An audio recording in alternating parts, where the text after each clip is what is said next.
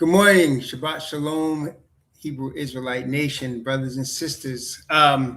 Yes, we've been having internet connections, and that kind of goes with what we're going to be discussing today in Ezekiel chapter 17. We're going to be doing Ezekiel 17 and 18 by the grace of the Father today. Yesterday, we saw the disappointment of our Creator in our forefathers, and how our forefathers turned their backs on him and was worshiping other gods of other nations. Today, our Father is going to show us in Ezekiel 17 that all things are in his hands, including my internet connection. So this morning, all morning, we've been having internet connection issues, and we may still have them. I reset the system. I restarted the computer many times, and it seems like we have it now, but it could disappear at any time.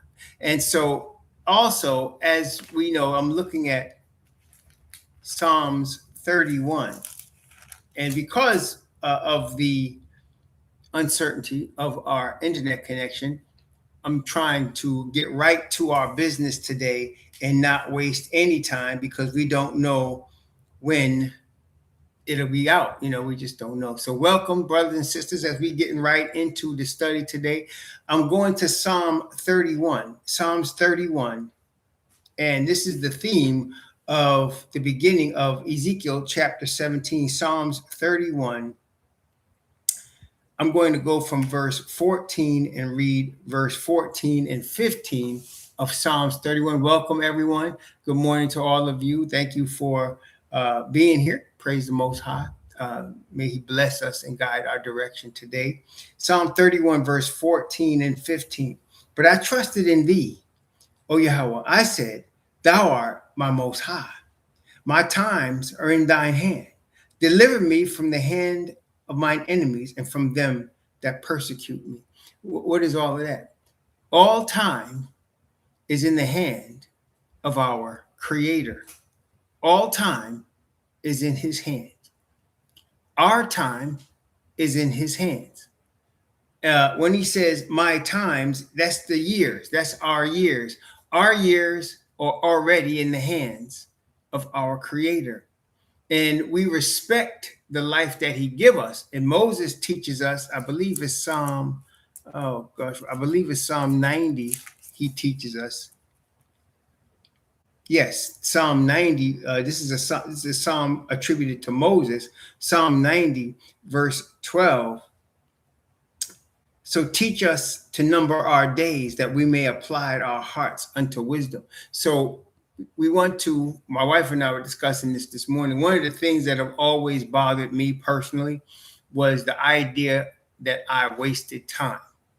I remember when I first stopped smoking marijuana, and I'm not trying to down anyone that still is, but I know when I stopped smoking, I started when I was 16 and stopped when I was 21. And I remember when I stopped smoking marijuana, I was convicted. At that time, I was beginning to read my Bible. I was beginning to pray. And now I could look back and understand the Creator was calling me, and I was hearing him call me.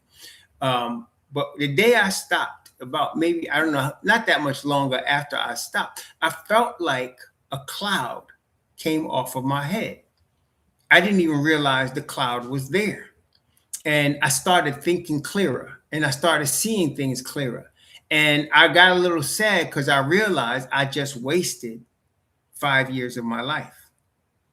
And even at that age, at 21, I understood you cannot get back wasted time. So even though since that age to now, I have wasted time, the goal is not to waste time, because you can never get back time.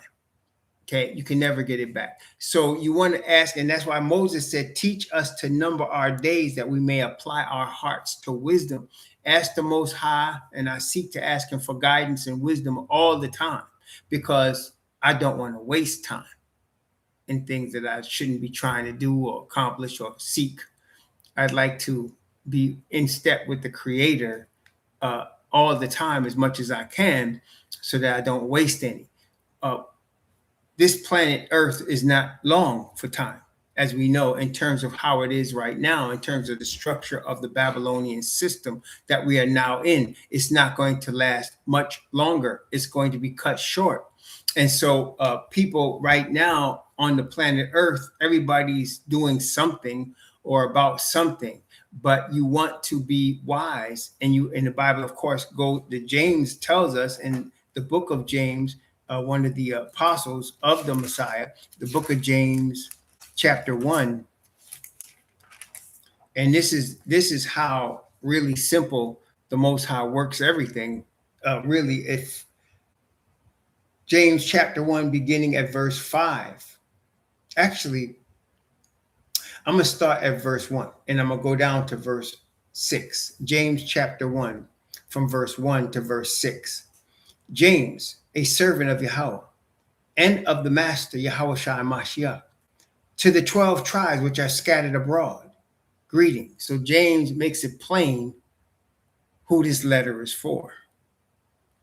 To the 12 tribes that are scattered abroad. And of course, it makes sense because we know from the book of Galatians, James, Peter, and John were called to give the gospel message to the Hebrews, whereas Paul and Barnabas were called to give the gospel message to the Gentiles. Now, the Gentiles like to focus on Paul, but they don't remember that Peter, James, and John were commissioned by the Messiah to give the gospel message to the Hebrews. Okay, so here, James, a servant, is writing to the 12 tribes which are scattered abroad. Then most of the falsehoods out here by Christianity will tell you, no, nobody knows who the 12 tribes are. Well, apparently James did, because he wrote about it. Okay, verse 2. My brethren, count it all joy when you fall into divers temptations, knowing this, that the trying of your faith worketh patience. But let patience have a perfect work, that ye may be perfect and entire, wanting nothing. If any of you lack wisdom, let him ask of Yahweh, that giveth to all men liberally and upbraideth not, and it shall be given him. But let him ask in faith, nothing wavering. For he that wavereth is like the wave of the sea, driven with the wind and tossed. Verse 7. For let not that man think that he shall receive anything from Yahweh. You see, so, oh, thank you, Brother Pick, New York. So even if we lack wisdom, first, to understand that we lack wisdom, we have to understand we lack wisdom, right? And to receive wisdom, we ask the Most High to guide our steps. And again, we go back to our baptismal vow, which is Proverbs 3, 5, and 6. Trust in Yahweh with all thine heart. Lean not to thine own understanding.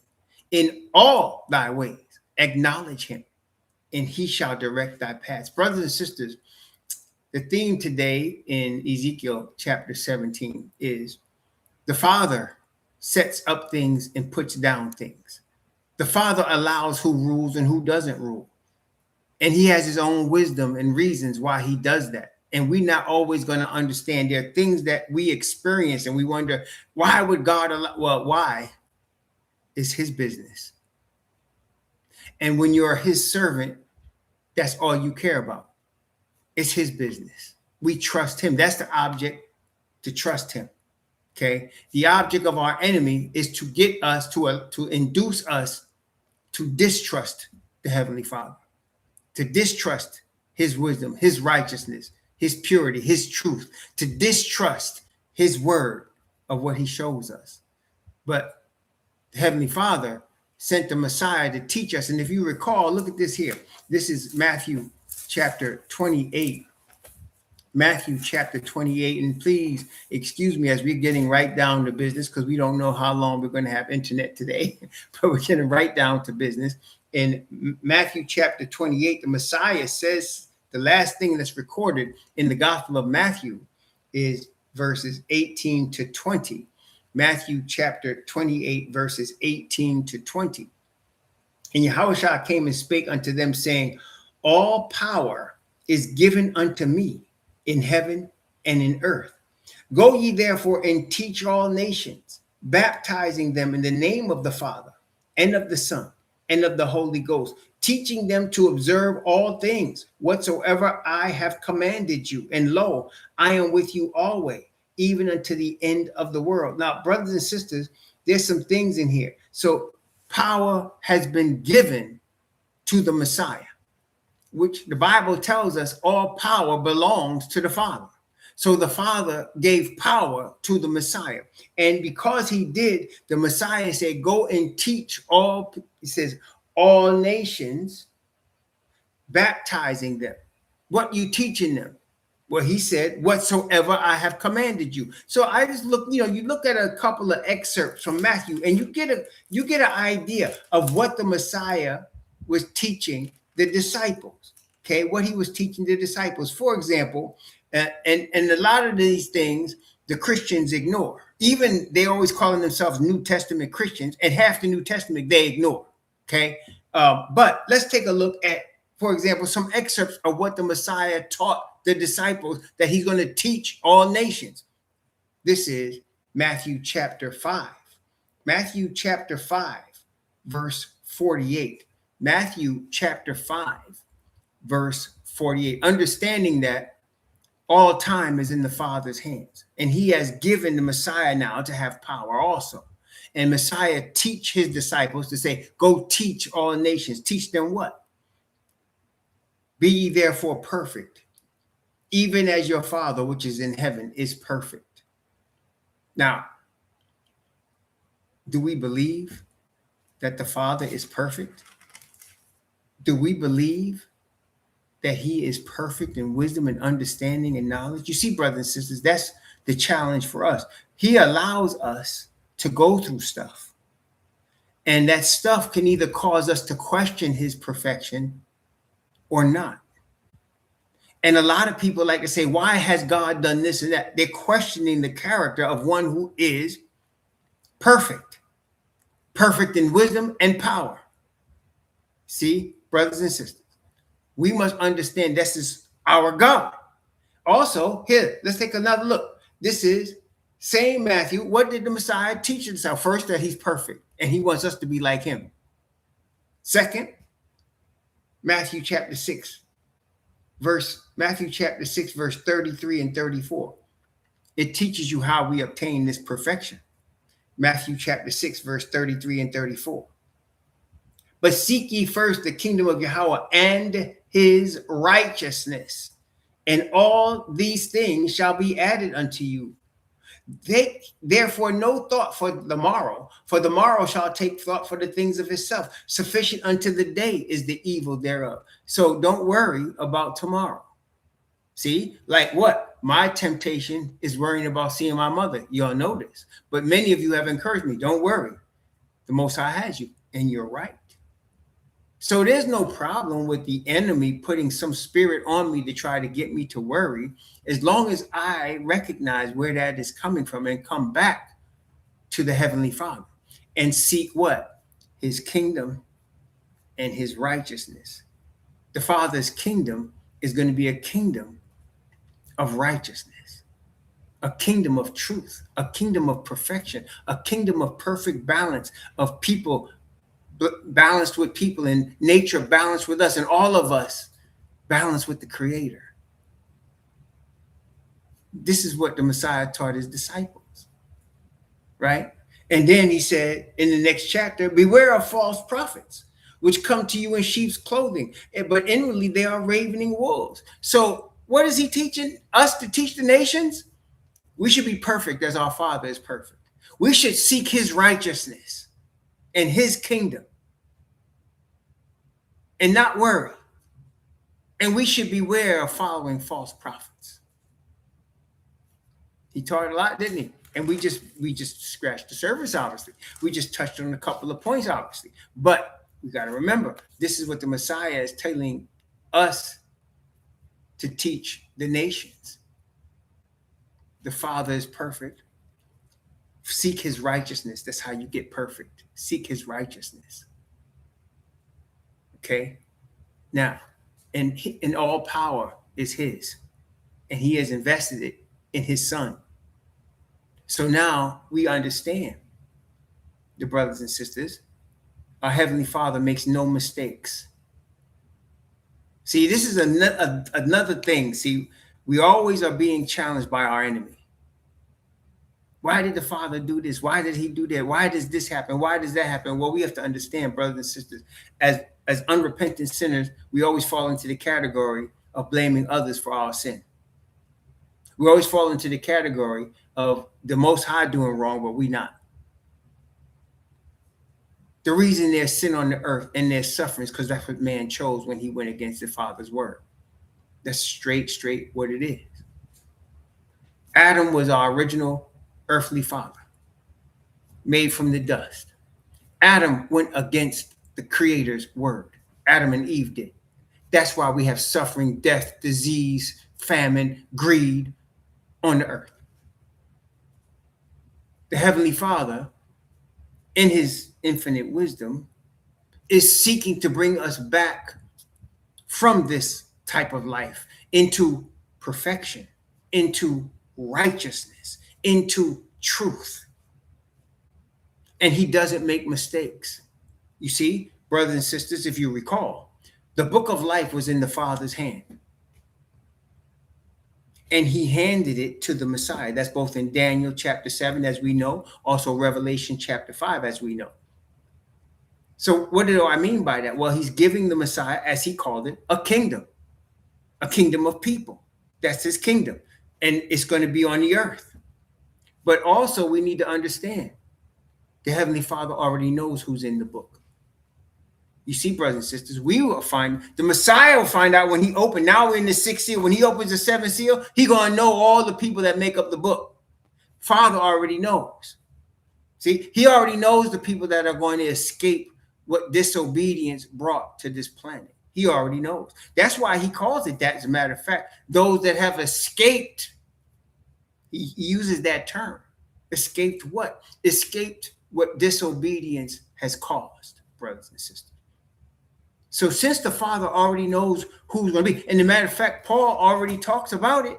You know, it's interesting because a lot of the Christians don't talk about it. Like I said, they like to quote themselves as New Testament Christians, and they don't even follow half what it said in Ephesians. Look what he said in Ephesians. Let's see. I'm going to read Ephesians chapter 1. Okay. I'm going to start at verse 1. And I'm going to go on from verse 1 to verse 7. Okay. This is, I'd say more than half the battle is believing the word. That really is. Okay. And first, reading it. Reading it. Not listening to it from me. Reading it. And praying to the Spirit of the Heavenly Father that you will gain wisdom. That's half the battle. Most people that have religious views of some sort have not read the Bible. Most leaders that you listen to, that you've heard, have not read the Bible. Matter of fact, I was listening again. See, brothers, I got a bad habit. I like listening to Malcolm X. That's my bad habit. I like listening to Malcolm X. You know, and Malcolm X talked about the setup that was the March on Washington in 1963. He called it a setup. Why? Well, if you want, I will give you the speech he gave. It was a speech he gave about a week before he was murdered. He gave it, okay? But he talked about a setup and a sellout. What is he talking about? He was saying, like, he said that the people that were what he called the field Negroes. He said that's the majority. He said the field Negroes were getting anxious. He said Martin Luther King was down there in Alabama talking about peaceful protest. And he said after a while, he said the people start hitting back. They start stabbing people in the back and busting them upside the head. And then Kennedy sent federal troops down there, okay, to stop it. Then they were talking about, then Kennedy, when he saw that, he started talking about getting a civil rights bill passed.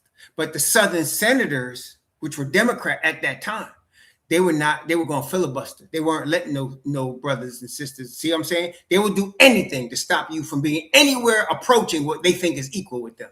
Anything. Okay? Because you were their former slaves. Don't think they forgot that. They want to act like they haven't, but they have not. So they were blocking it. So then the people on the street level were saying, oh shoot, man, we're gonna march on Washington. We're gonna fall on the airlines, tarmac. We're not gonna let planes land. We don't care if we die or whatever. We going to Washington. And so Kennedy called in the black leaders who were all Christians. He called in Martin Luther King, because at that time, Martin Luther King and these CORE and NCAA, I mean, NCAAP, NAACP, excuse me, and all of these different organizations were arguing with each other. What are they arguing about? Money. See, the CORE was arguing that they weren't getting enough money support. NAACP was arguing that Martin Luther King kept causing all people to get arrested, asking NAACP to bail him out and then not paying him back when he raised money. They were infighting about money, and there were 6 of them that John F. Kennedy, this is true story, John F. Kennedy called to the White House, okay? There was Martin Luther King, A. Philip Randolph, Whitney Young. Y'all heard these names, okay? All these people that were head of these organizations, NAACP, CORE, Congress of Racial Equality, SNCC, okay? All of that. And there were 6 of them. They used to call them the Big Six. And what was the meeting about? What was the meeting about? Kennedy was worried because they wanted Martin Luther King to do the non-violent protest. See, the Caucasians weren't scared of a non-violent protest. They were scared of a violent uprising. You see, brothers and sisters, when you really look back in history and you see, like, you look at a Nat Turner, he was no way the only one that was doing a violent uprising. He wasn't the only one. That is why they wanted to stop us from being able to read. They wanted to stop us from being able to do anything because they were scared of what we would do. It's the same thing now. I mean, listen, it's not like I want to kill all white people. I don't think any of us think like that because we're not made like that. The Creator didn't choose us like that. But what happened now is, if you know that you have kidnapped our entire race of people and you have enslaved them and you have raped them and you have mistreated them for hundreds of years, what you think they're going to do if they get their chance? What you think they're going to do? It's human nature. It's human nature what they're going to do. Okay? It's human nature. And they know that. So they're trying their best to stop it. So they wanted Martin Luther King and his nonviolent, peaceful protest. They did not want what Malcolm X was talking about. They did not want that. They did not want that. Matter of fact, Elijah Muhammad didn't even want it. You know what caused Elijah Muhammad and Malcolm X to break? It was Los Angeles, 1962. 6 unarmed Muslims were bringing food and clothes into one of their mosques. And the police came and gunned them down, unarmed. And Malcolm X wanted to kill them police. He called Chicago. He said, we got to do something about this right now. He was willing to go out there and take care of business immediately, regardless of the consequences, to let them know you can't mess with one of us and not get all of us on your back. But Elijah Muhammad said, do not do anything. Don't do anything. Since that point, Elijah Muhammad and Malcolm X were separate. It had nothing to do with John F. Kennedy's murder. This was before John F. Kennedy's murder. This was 1962. And if you want to see, just look at some of the speeches Malcolm X made as a result of what happened there. That's when they started breaking, because Malcolm X wanted action. He wanted action. He didn't want to just talk. He wanted to go do some business, okay? So now Kennedy calls in the Big Six, and he said, y'all fighting about money. He said, y'all got to call this march off. He said, y'all got to call this march off. And you know what? You know what Malcolm X said? He said, them house Negroes said, boss, we can't call it off because we didn't start it. He said, these Negroes going off on their own. And that was going on the street level. Brothers and sisters was planning to march. And in fact, there's brothers that was in Albany, Georgia. And they said they were making progress before Martin Luther King came with his peaceful protest. They were waiting for him. Say, he come and bring a lot of money, then he disappeared. See, brothers and sisters, that's what happens right now in Christian churches. They use all of these charismatic leaders to bring in a lot of money. You ever seen that? They have a special, week of prayer, or whatever they want to call it, and they bring a lot of money. Then homeboy disappears with half the money, and then your pockets are empty. Okay? And you're going to get blessed of the Lord. See? There you go. So Martin Luther King was doing that. So when they told Kennedy, listen, we ain't start this, we can't control it. Kennedy said, okay, if you didn't start it, I'm going to put you in it. What? Yes. Since y'all fighting about money, we're going to give y'all some. So they brought in a man, Malcolm X names him as Stephen Currier, a millionaire. And they planned the March on Washington. And they gave them pre-canned speeches. And Malcolm X said he wasn't going to go because he was going to get a script, and he refused to say it. And the brother from SNCC, the older Christian heads had to talk him into saying his script because he wasn't going to do it. And then James Baldwin came from France, and they wouldn't let him speak because he refused the script. He wanted to speak on his own. And they said no. And then Burt Lancaster read the script that they were going to give to James Baldwin. So they all had scripts to read that was given to them from the government. The government gave them $800,000 to split between each of their 6 organizations and promised them after the march, they were going to get $700,000 more. They got $1.5 million, which back then in 1963, that was a lot of money. They got $1.5 million split between the 6 organizations for just reading the script and showing up that the government wanted it. It was a sellout. A sellout by so-called Negro leaders. And brothers and sisters, if you think the sellout stopped then, I got a bridge in Brooklyn to sell you. If you think the sellout stopped then. Okay? Listen, when there is a serious threat to the power structure of this system that we're in, they kill the head. When J. Edgar Hoover, the homo leader of the FBI, said, we got to stop the rise of a black messiah, he wasn't joking. That's why Fred Hampton ended up dead. That's why Martin Luther King ended up dead. He went and flipped their own script and said, all right, I'm going to go from this peaceful protest. We coming to Washington to get our check. You know what he found out? He said peasants from Europe that came through Ellis Island were given, not worked for, given millions of acres of land in the West and the Midwest because the United States government wanted to settle those areas. They were given free schooling, how to farm, because they didn't know how to. They were given loans to get mechanized machines so that they can bring more crops. What were we given? Jim Crow, lynching. That's what we were given. And they want to call it freedom. So Martin Luther King, when he found that out, he started speaking against the Vietnam War, which is a moneymaker for governments, war. Okay. And he said, we coming to Washington. He said, this time we coming to get our check. He was killed a month before they were going. Murdered.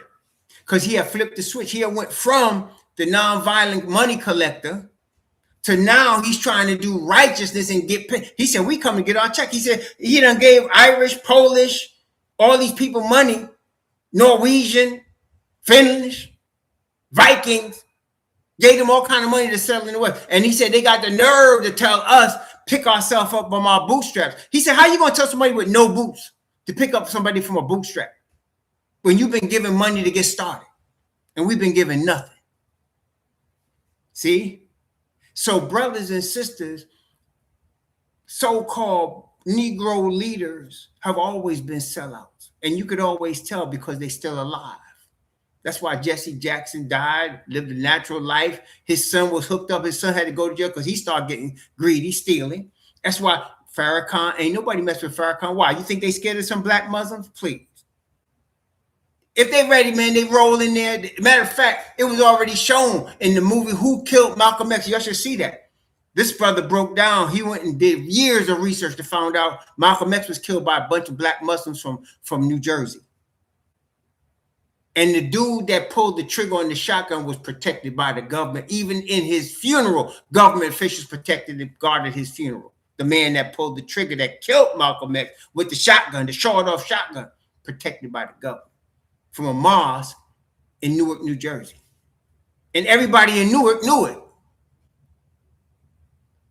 It wasn't no secret. See, brothers and sisters, this is the problem. Malcolm X talked about us getting together on things we have in common. And he talked about us not letting certain people in our meetings. But see, what he didn't understand is the insidiousness of how they use the divide and conquer technique. Judas was just as black as the Messiah. Judas was just as black as the Messiah. So in every one of our meetings, don't matter, and this me anyway, there's always a Judas. There's always a Judas. But you see, brothers and sisters, Judas did not stop the program. He thought he was, but part of the program was the death of the Messiah as the blood covering for Israel. Part of the program was the resurrection by the Father from the tomb. Part of the program was Messiah becoming the high priest of Israel. See, he couldn't stop the program. Judas today can't stop it. Oh, yeah. Judas William O'Neill was the one used to drug and infiltrate Fred Hampton. We know that. At the time of Malcolm X, they said there was at least 5 federal officers around Elijah Muhammad posing as black Muslims. At least 5. In fact, one of the bodyguards of Malcolm X was a police officer. He's the one that wrote the letter before he died about how they paid him to let them brothers in there and kill him. See, brothers and sisters, there's always Judas. But we are different. Why? Malcolm X was trying to run away from white Jesus, understood, to run to black Islam. That's what he was just trying to do. He was trying to help his people, and he didn't understand what we understand now by the Spirit of the Most High. Fred Hampton thought he could bring all the workers together, the people, live for the people, he said, die for the people, he said. That's what he said. And he was trying to bring the people together. He was a natural leader, 20-something years or 21 years old, natural leader. Had white poor people with Indian poor people, with Puerto Rican poor people, with black poor people, all coming together. But you see, brothers and sisters, you cannot prosper on a platform built by your enemy. See, the whole Babylon platform, the religious platform, the monetary platform, the entertainment platform, all the platforms that you and I see every day are built by our enemies. So you can't prosper creating a political party because political parties come from this earth. So Fred Hampton was trying to create the he was part of the Black Panther Party. It was a political party, Black Panther Party for self-defense. But you're not going to prosper on this platform in Babylon. Malcolm X said, we're going to take the problem of human rights to the UN. You can't prosper going to the UN. That's based in New York. That's run by the same people. He thought, okay, if we can get it out of U.S. court jurisdiction, we can get it in the UN court jurisdiction. They ain't even let him get there. He was murdered before that. They would send letters, that is the government, negative letters at each other, make phone calls as if they were coming from black Muslims against Malcolm X and his family. See, brothers and sisters, the difference between us and them, the Creator is on our side. See, we're seeking the Creator of the universe. We are the true Hebrews. The Creator named us Israel. We come out of the families that were, you are a descendant of a family, of a person, a man or a woman that made the transatlantic slave trade, that made the transatlantic voyage. You know how many of us didn't make it? You are a descendant of a survivor. You are a descendant of a survivor. See, that's the most important. The thing the Bible tell Abraham, right? What did he tell Abraham? I will bless them that bless thee, and I will curse him that curseth thee. And in thee shall all the families of the earth be blessed. That means Abraham's seed is the most powerful seed of any seed on planet Earth. See, that's why it don't matter. See, a white man raped my grandmother. My father was born. But the white man part don't matter. It don't matter at all. You know why? Because she's the seed of somebody that come across the Atlantic and survived. My grandmother. That's why people say, well, you got to be who your dad, who your mom is. Listen, man, we've been in slavery for more than like hundreds of years, brothers and sisters. You can't, there's nobody that's in the United States that comes across the slave trade that don't have a white person in your family. If you thinking otherwise, you lying. The only place on the planet that may not have a European involved in their bloodline is in the middle of Africa somewhere. And even them, okay? If you colonized by the English, you best believe some Englishman raped one of your mothers. If you colonized by the Belgians, you better wake up. You better wake up. You colonized by the Portuguese, or you colonized by the French, or you colonized by the British, you better believe they came and tasted some. You better believe it. You understand? So you can't be talking about, well, you don't know who you're. Listen, all that matters is you're a descendant of somebody that come through that daggone Atlantic slave trade and you survived. That's all that matters. That's the most important of all seeds, brothers and sisters. There's no seed that's more royal than that. So it don't matter what was mixed with you. Let the redeemed of Yahweh say so, whom he has redeemed from the hand of the enemy. Praise the Most High. And most of us live the life that they plan for us. We can see our cousins. I got cousins in jail, been in jail literally most of their life. Brought up in a system designed to destroy them. Yes, they got to survive. They become animals in a place that they're supposed to become animals in. Yes. But you know, you got fam, you got cousins, you know what it's about. And it ain't because you're a bad person or you're a bad seed. It's the opposite. It's because you're the royal seed. That's why. You're the royal seed. And you, as long as you exist, your existence, you being able to look in the face of one of them is the rebuke. You still here. Your family come across in the bottom of some ship and survived. And you are still here because of that. And the Creator made that happen. You know that. He made that happen. Right? Praise the Most High. And here we be. We be at the tail end of the whole thing. This is where we at. We at the tail end of we are what Moses was talking about. We are what the prophets of Isaiah or Jeremiah or Ezekiel is talking about. It's us. We are what John was shown in the book of Revelation by the Messiah. It's us. We are that sixth church, that sixth seal, that sixth trumpet, that there should be time no longer. That's us, brothers and sisters. Many prophets talked about you and me living right now.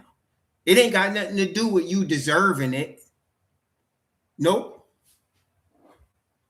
It's got to do with the Father said it. It's got to do with he said it. And there's no system that the devil can design. Political, economic, monetary, entertainment. There's no system he can design that could beat the word of the Creator. There's nothing. And that's why our biggest test is understanding that the Creator is our God. And nothing else matters. Everything else is just temporary. Every system, everything you see is just temporary. And that's what Paul said. What you see is temporary. What you don't see is eternal. There's a lot of meaning in that, brothers and sisters. What you see, that's 2 Corinthians chapter 4. What you see is temporary. What you don't see, that's eternal. And most people don't see. And you know what's worse? Most people don't want to see. You see, brothers and sisters, when you've been on the back of your balls or your behind as long as we are, you can't get embarrassed by those things. You see? It's funny. I found out who my father's biological father was. He didn't really want to know. I did. I found out how he came into existence, where they come from, everything. All the way back to Europe. Okay? I found it out. And you know what? They didn't want, I was trying to reach out to them. They didn't want nothing to do with me. They knew what kind of daddy they had. Okay. How many women he got? They didn't want nothing to do with me. They was afraid that one of us would have been one of his victims, as my grandmother was. Mm-hmm. Mm-hmm. They're embarrassed. You know, it's amazing. They should be really happy. As the sister said, after George Floyd, the sister said, you should be happy. We want equality and not revenge. But you see, the Most High, he gonna bring revenge. They should be coming out to us and, please, we're sorry. We really messed up. You were the royal seed. They should be telling you that. They should be telling you that's the message that they should be giving you. See, but instead, they didn't want nothing to do with me. They didn't want to. I even mailed some of them DNA kits. I said, I'm gonna prove it. Here, take the DNA test. I paid for it. They wouldn't take it. They wouldn't. They know I was telling them they wouldn't take it. You see, brothers and sisters, they didn't want. They didn't see. To be willfully ignorant is bad. It's really bad. To be ignorant is bad, but to be willfully ignorant is really bad. That means you're running from something. Brothers and sisters, peace is the ability to rest and not have to run from somebody or anyone, right? Peace is when you ain't running from nothing. Peace is when you accept whatever comes because you trust in your creator. Peace means you good regardless. You don't know how, but you just know it is because you got the creator universe on your side. That's peace. When you're trying to run from stuff, you're trying to run from truth, you're trying to hide, that ain't peace. You ain't getting none. That's why the Bible says there is no peace to the wicked. They have no rest day or night who worship the beast or his image. Living in willful ignorance ain't no peace in it, brothers and sisters. We always say shalom. You know why? Because we are always people that are about peace when we can get it. You see what I'm saying? We always say shalom. Why? Because we want peace, man. All of us looking for peace. A lot of us. And in order to get it, you start to find out you got to be honest. You got to be truthful. You got to be real. You can't be fake and trying to get peace. You ain't going to get it. Fake and peace don't go together. You can't be willfully ignorant trying to get peace. You ain't going to get it. You're going to be tormented by the enemy, the one that loves lies. See, that's why the only human beings on the planet that could really have peace are the ones that are 100% real. 100% real. Straight, no chaser. You kind of want to water it down. You ain't getting no peace. You ain't going even to the kingdom. Straight, no chaser goes in. Faking the funk don't. You know what they say? They used to say money talking. You know what walk, right? Well, we say righteousness talk and BS walk. It's truth. Truth talk. Lies walk. Praise the Most High. Praise the Most High. Oh, yes. Oh, yes. Praise the Most High. Ezekiel. Now, we can go to Ezekiel chapter 17. Ezekiel. Oh, man, Ezekiel is so powerful. We praise the Most High for the study of this book here and we've done it before, but it ain't no too much time with this kind of thing. So now, brothers and sisters, Ezekiel was showing the whole thing. Like he was showing the whole thing. Praise the Most High. Ezekiel tells you what's wrong. Ezekiel tells you how you got there. Ezekiel tells you how to fix it. It's all in this book. Ezekiel tells you where we're going to be standing at the end. It tells you everything. It don't hold nothing back. And this is the thing, brothers and sisters. We read last night. You see how graphic that stuff was, man? Man. Talk about somebody issue like horses in mess. Woo, man. What? Wasn't playing. Talk about how insatiable we was and after other people's gods and stuff. Man, the Most High ain't playing. He ain't mincing no words. He trying to be straight because we are the only people he has chosen. Didn't we read that in the word? He ain't chose nobody else. I know that's hard for the heathen to believe, but he ain't chose you. He chose us. Okay, you want to be down? You want to be chosen? You better be with us.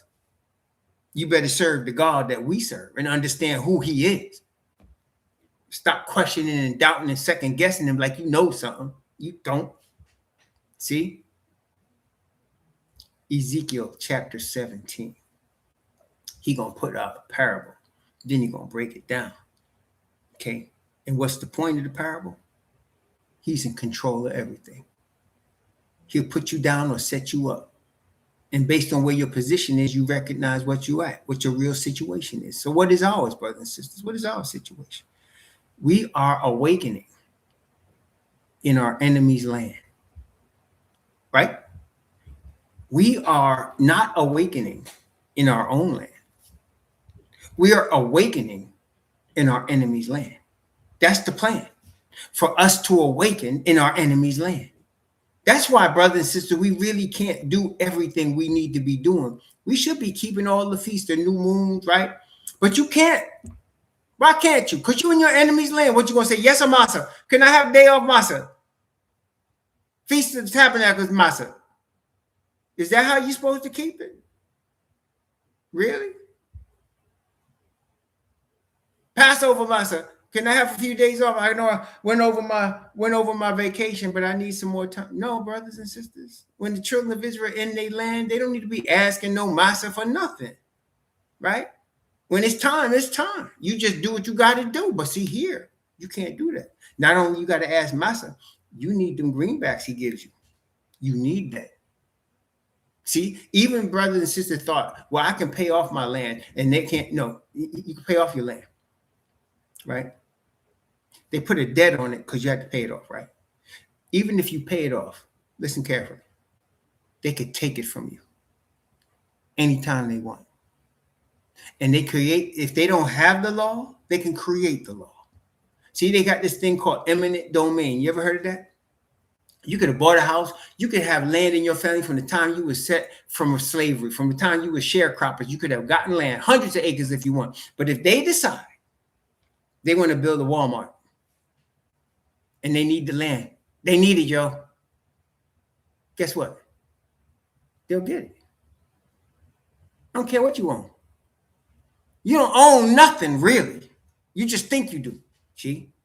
If you could buy a piece of property and owe nobody money, you still got to pay taxes on it. What you think? You're going to live here for free? You still got to pay taxes on it. And then as long as you pay the taxes, you're good. But let them taxes pile up a little bit. You'll find somebody else owning that property. See, it's good to get rid of a mortgage. I wish my wife and I, man, we wish we'd get rid of mortgage, right? We want to get rid of the mortgage, but we still understand we still need to pay taxes. We still need to pay insurance on the property.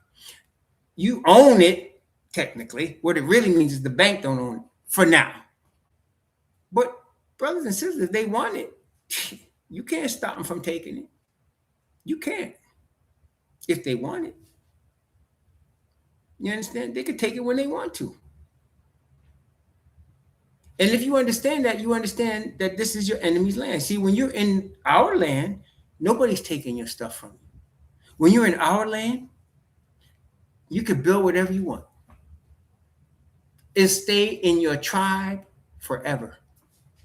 Nobody will ever take it from you. Ever. It's yours. See? But when you're in your enemy's land, well, all bets are off. And we are awakening in our enemy's land. That's how the Most High has it. Why? So we will recognize there's a kingdom for us to inhabit. There's land for us to inhabit. He's going to give it to us. For now, he wants to inhabit us. He wants to inhabit us. That's the object of the Messiah's first appearance. It was for him to inhabit us, for the Father to be introduced by the Messiah for us to understand that it's the grace and mercy of the Father that's bringing us to him. See?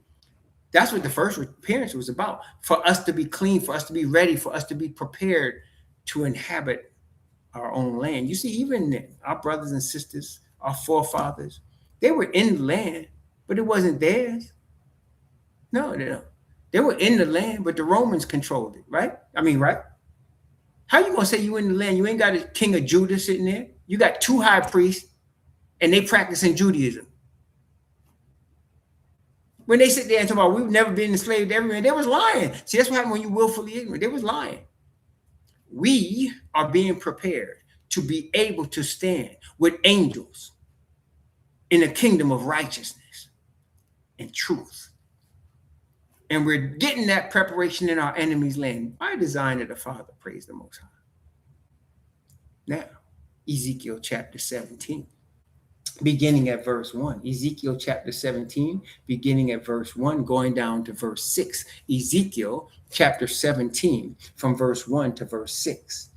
And the word of Yahweh came unto me, saying, Son of man, put forth a riddle, and speak a parable unto the house of Israel. And say, Thus saith the Most High Yahweh, a great eagle with great wings, long-winged, full of feathers, which had divers colors, came unto Lebanon, and took the highest branch of the cedar. He cropped off the top of his young twigs, and carried it into a land of traffic, and set it in the city of merchants. He took also of the seed of the land, and planted it in a fruitful field. He placed it by great waters, and set it as a willow tree. Verse 6. And it grew and became a spreading vine of low stature, whose branches turned toward him, and the roots thereof were under him. So it became a vine, and brought forth branches, and shot forth sprigs. So you got a tree. Now, Lebanon in the Old Testament was known as a place that was rich in fine wood. Remember, they call it cedars of Lebanon. At the time, Lebanon was known as a place where they would get cedars, get wood. In fact, Solomon would have wood brought in from Lebanon, and had to have thousands of people chop down trees to start making the temple. So that was the thing. So he said, this bird went to Lebanon, got some twigs, brought it to a place to get trade, make money, and then it had a seed and was planted and became a beautiful plant. Okay, verse 7. There was also another great eagle with great wings and many feathers. And behold, this vine did bend her roots toward him, and shot forth her branches toward him, and he might water it by the furrows of her plantation. Verse 8. It was planted in a good soil by great waters, that it might bring forth branches, and that it might bear fruit, and that it be a goodly vine. Verse 9. Say thou, Thus saith the Most High Yahweh, shall it prosper? Shall he not pull up the roots thereof, and cut off the fruit thereof, that it wither? It shall wither in all the leaves of her spring, even without great power or many people to pluck it up by the roots thereof. Verse 10. Yea, behold, being planted, shall it prosper? Shall it not utterly wither when the east wind touches it? Shall the wither in the furrows where it grew? Verse 11. Moreover, the word of Yahweh came unto me, saying, Say now to the rebellious house. That's us. Say now to the rebellious house. That's us, brothers and sisters, the stiff-necked rebels. Say now to the rebellious house, Know ye not what these things mean? Tell them, Behold, the king of Babylon is come to Jerusalem, and hath taken the king thereof, and the princes thereof, and led them with him to Babylon, and hath taken the king's seed, and made a covenant with him, and hath taken an oath of him. He hath also taken the mighty of the land. Verse 14, that the kingdom might be base, that it might not lift it up itself, that it might not lift itself up, but that by keeping of his covenant, it might stand. See, so the Babylonians were permitted to come and invade Judah and to take captives of Judah. Tells you one thing, Judah was being punished by the Creator. Otherwise, how could Nebuchadnezzar do what he did? Well, the Creator allowed him. The Creator spoke to Jeremiah, said, I'm going to allow him to come and take it. Okay. And he made the king that he installed, the puppet king, swear that he was going to be loyal to Babylon. Okay. Verse 15. But he rebelled against him in sending his ambassadors into Egypt, that they might give him horses and much people. Shall he prosper? Shall he escape that doeth such things? And shall he break the covenant and be delivered? So the Most High brought Nebuchadnezzar, the king of Israel that Nebuchadnezzar installed, made a sworn oath to be faithful to Babylon. But instead of keeping the oath, he sent ambassadors to Egypt, the place that had been our house of bondage. and was looking for help from Egypt against Babylon when the Most High had ordained Babylon. You see, brothers, that's like us marching in the streets for our rights. You think our enemies care about you marching in the streets for your rights? See, what happened on January 6, 2021, if they were Hebrews, you'd have seen blood all in them streets. You know it, and I know it. If they were Hebrews that came and attacked the Capitol on January 6th, there'd be blood all in them streets, man. Plus, they'd have arrested the ones that lived. But instead, they elected their ringleader president. Instead, the ringleader that led the crowd to attack the Capitol on January 6th killed police officers. Now, the law and order, so-called, that's a bunch of crap. The law and order, they killed police officers, stormed the Capitol, busted up the building, and they all got pardoned. And the leader got elected president. This is why we know this country is the seed of the beast, and it's about to fall, because there is such a one as the Creator, and he does have a chosen people, and he is about righteousness. And all we have seen right in front of our faces in unrighteousness. We've all seen it. You was there. You saw it on TV. What they do? They came in, they was going nuts in there. Okay? They were going nuts in there. And it was all about white supremacy. That's all. And why? They scared. They think they're going to lose their power. See? And they're right. They're going to lose it. But all they marches, all they guns, all they Smith and Wessons and Colt ain't going to help them. Ain't going to help them. Ain't going to help them. Let's keep reading. Verse 16. As I live, saith the Most High Yahweh, surely in the place where the king dwelleth that made him king, whose oath he despised and whose covenant he brake, even with him in the midst of Babylon, he shall die. Neither shall Pharaoh with his mighty army and great company make for him in the war by casting up mounts and building forts to cut off many persons. Verse 18, seeing he despised the oath by breaking the covenant, when lo, he had given his hand and had done all these things, he shall not escape. Verse 19, therefore thus saith the Most High Yahweh, as I live, surely mine oath that he hath despised, and my covenant that he hath broken, even it will I recompense upon his own head. Verse 20, and I will spread my net upon him, and he shall be taken in my snare, and I will bring him to Babylon, and will plead with him there for his trespassing that he hath trespassed against me. You see, brothers and sisters, we're in our enemy's land by the Creator's design. Okay? There's nothing you could do to overthrow that. You can't overthrow his government. The devil controls it. You can't. That's their government. See, let's be honest about it.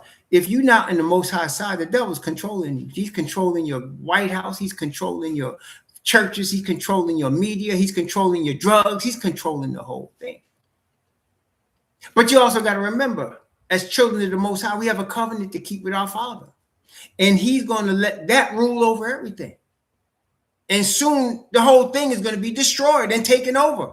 The whole thing. We just got to keep covenant with our Father. And he's going to show us that very shortly. Praise the Most High. Ezekiel chapter 17, verse 21. And all his fugitives with all his bands shall fall by the sword, and they that remain shall be scattered toward all winds. And ye shall know that I, Yahweh, have spoken it. Verse 22. Thus saith the Most High Yahweh, I will also take of the highest branch of this high cedar and set it, and will crop off the top of his young twigs, a tender one, and will plant it upon the high mountain and the eminent. And in the mountain of your height of Israel will I plant it. And it shall bring forth boughs and bear fruit and be a goodly cedar. And under it shall dwell all fowl of every wing. In the shadow of the branches thereof shall they dwell. Verse 24. And all the trees, and this is the point of the parable, and all the trees of the field shall know that I, Yahweh, have brought down the high tree. I have exalted the low tree, have dried up the green tree, and have made the dry tree the first. I, Yahweh, have spoken it and have done it. See, at the end of the day, the Creator has all things in his power. There is nobody leading anywhere without him allowing.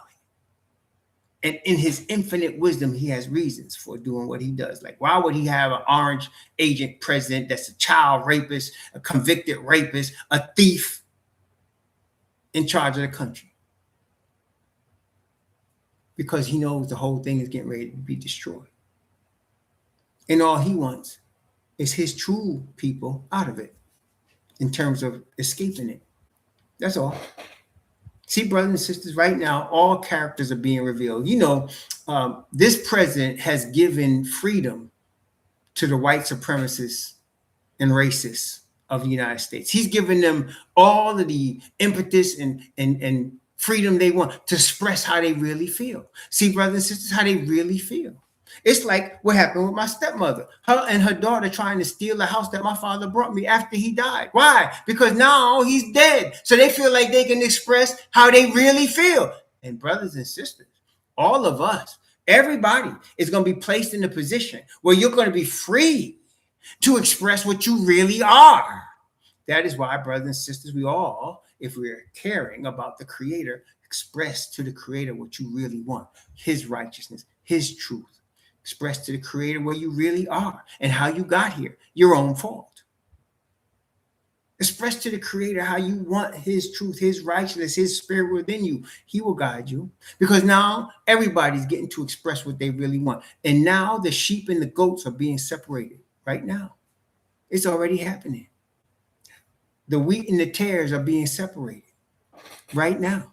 Everybody's letting it be known themselves. See, whether you're a wheat or a tare, everybody's letting it be known. Okay, so that in the day of judgment, nobody's going to be able to hide, because everybody let it be known what they are. That's where we're at right now. And Israel was being shown. The Creator put everybody out there, let you be captured by Babylon, let you be taken and putting a false king up there. Let him take an oath of Nebuchadnezzar and then let him break it. That's why Pilate thought, he said, I have power to release you, he told the Messiah. The Messiah said, you would have no power at all, except it were given you from above. He said, therefore, he that delivered me to thee has the worst sin. Yes, brothers and sisters, let our hearts be perfect with the Most High. Sincere, earnest. You can have perfect faith now. He'll give you perfection of righteousness as a gift, and mercy and grace cover you. But you can have perfect faith in the Father. You don't have to doubt him. You don't have to doubt what he's getting ready to do or who he is. And it don't matter what anybody else thinks. As long as you are down with him and you and him are strong in each other. Praise the Most High.